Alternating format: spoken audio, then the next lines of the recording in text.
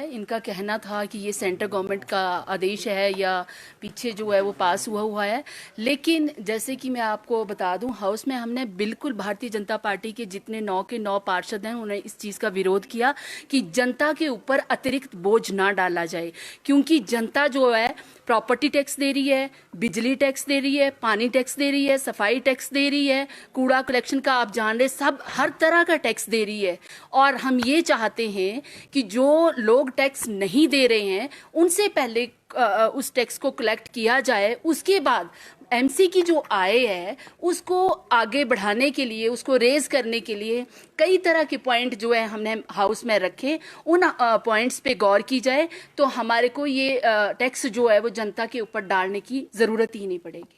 सफाई कर्मचारियों को लेकर भी आपने मुद्दा उठाया अंदर? सफाई कर्मचारियों को लेकर मैं ये मुद्दा जरूर उठा रही थी अंदर। जैसा कि आपको पता है कि पिछले सदन में हमारे जो यहाँ के विधायक हैं हरीश जनार्था जी ने, उन्होंने ये संगीन आरोप लगाया था कि 300 सफाई कर्मचारी जो हैं वो हमारे शिमला में जो है उनकी हाजिरी लग रही है नोटबुक्स में, और वो लोग जो हैं वो अपने काम पे नहीं जाते हैं और वेतन पूरा लेते हैं।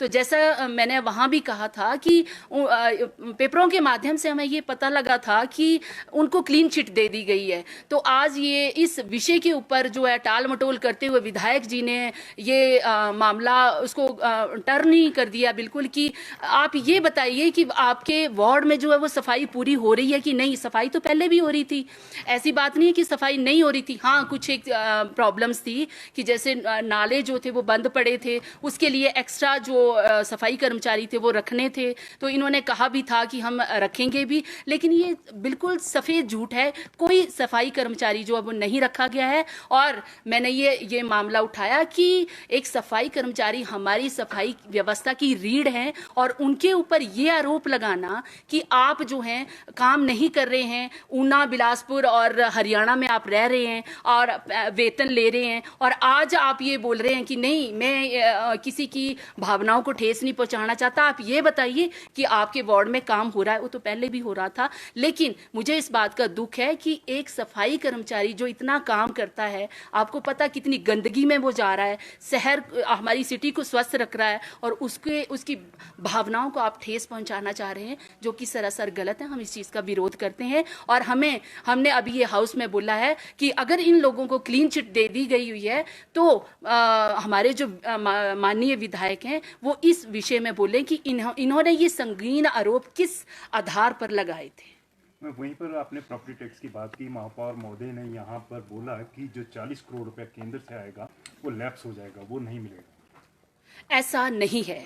जब हम एमसी का टैक्स जो व्यवस्था है उसको सुधारेंगे, जैसे कि अंदर मैं आपको बता रही थी कि कई तरह के जो पॉइंट्स रखे सारे भारतीय जनता पार्टी के पार्षदों ने, अगर हम उन चीज़ों पे गौर करेंगे, जैसे कि कुछ लोग बोले थे कि हम दिल्ली जा रहे हैं तो रास्ते में हमारे इतने इतने टैक्स जो हैं वो हमारे से रिकवरी की जाती है, उस तरह के कई उदाहरण दिए गए। अगर वैसे वैसे पॉइंट्स आते हैं तो हम जनता के ऊपर बोझ क्यों डालेंगे, अगर हम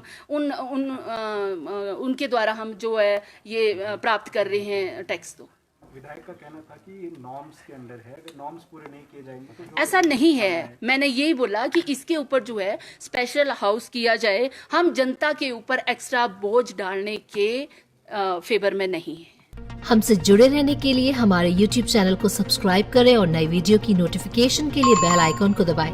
अगर आप ये वीडियो Facebook पर देख रहे हैं तो लाइक जरूर करें और ज्यादा से ज्यादा शेयर करें। इसी तरह के और भी अपडेट्स के लिए फॉलो करें हमारा Instagram पेज himachal.kesri।